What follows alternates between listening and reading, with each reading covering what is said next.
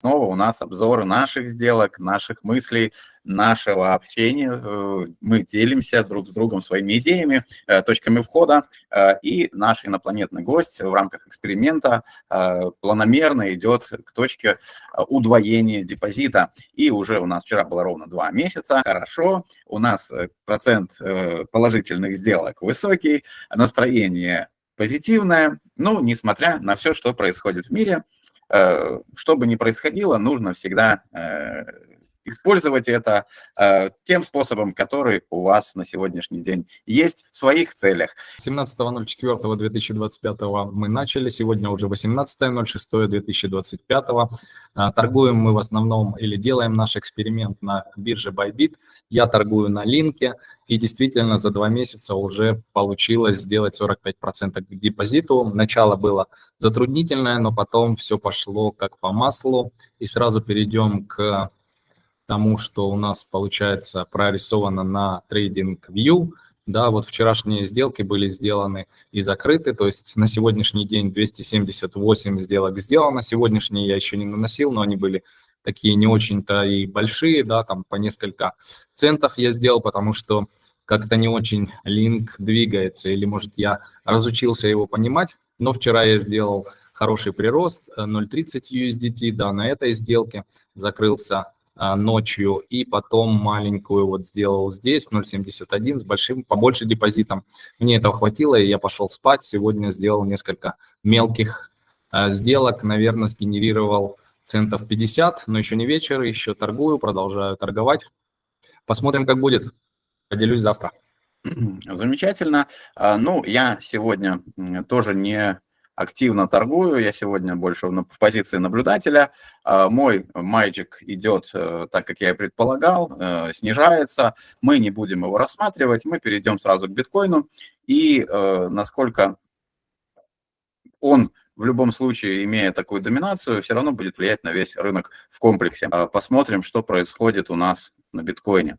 Мы говорили вчера и позавчера о том, что ожидаема коррекция. Коррекция, она происходит прямо сейчас. На 4-часовом таймфрейме видно, как цена пытается пробить нашу очередную зеленую линию, ниже которой у нас есть оранжевая, которая, надеюсь, у нас будет, ну, назовем ее уровнем поддержки, и постарается удержать нашу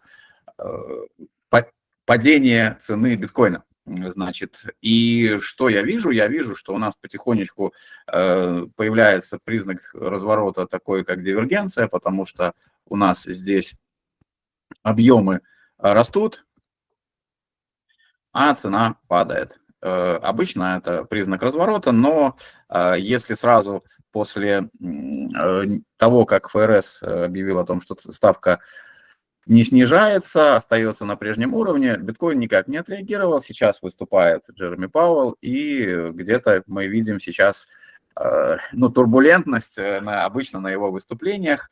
И, скорее всего, что сейчас потихонечку, прямо на наших глазах, может расти волатильность. Не совсем на наших глазах, но в целом видите, как себя ведет волатильность. Да, то, чего мы ожидали, то, о чем я неоднократно говорил, что вроде куда бы ни ходил рынок и биткоин, волатильность стояла внизу, но вот на теперешних событиях, на сегодня, завтра, видимо, будет что-то интересное, и нам важно понять, в какую сторону.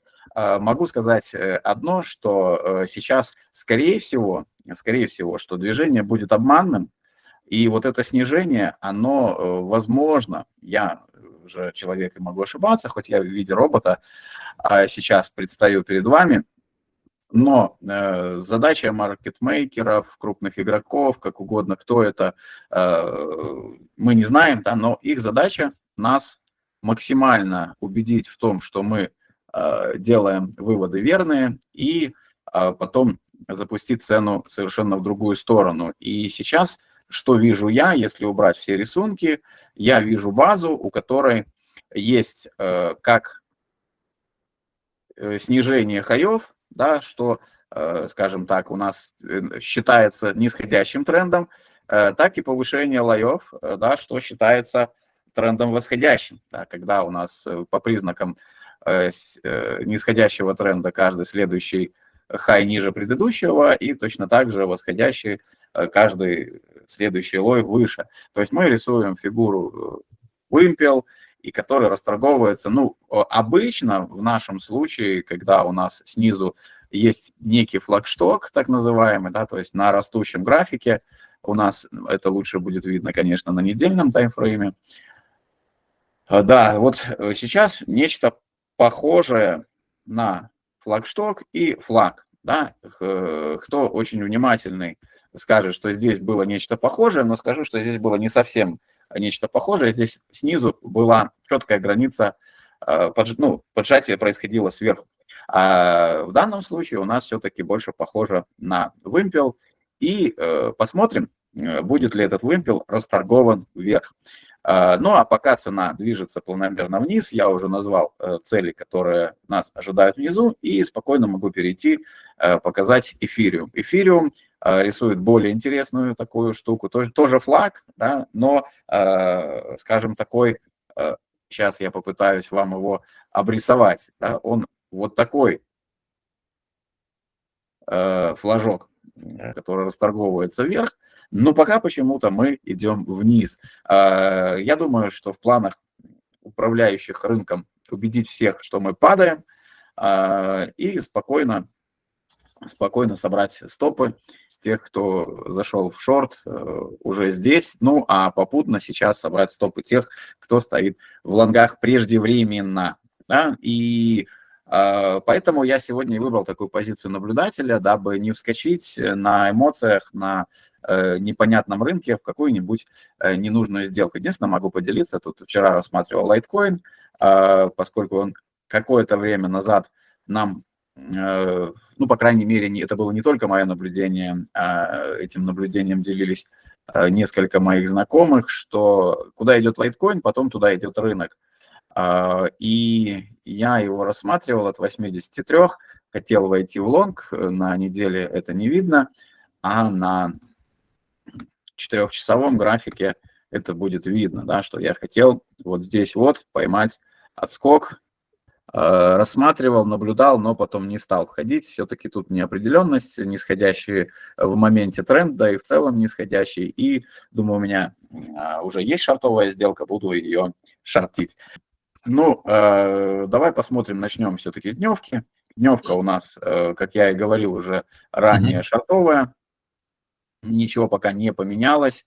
У нас вот эта вот история, линию можно провести, как я уже говорил, по вершинам, и она, каждая следующая вершина ниже, но снизу у нас вот эта поддержка, она сейчас четко просматривается, пробив которую мы можем опуститься еще ниже, и тогда уже у нас поддержка будет пока вот в этом районе. Поэтому наблюдай за этим уровнем. Как будет, так будет, но сам понимаешь, что либо будет вот так, либо будет вот так.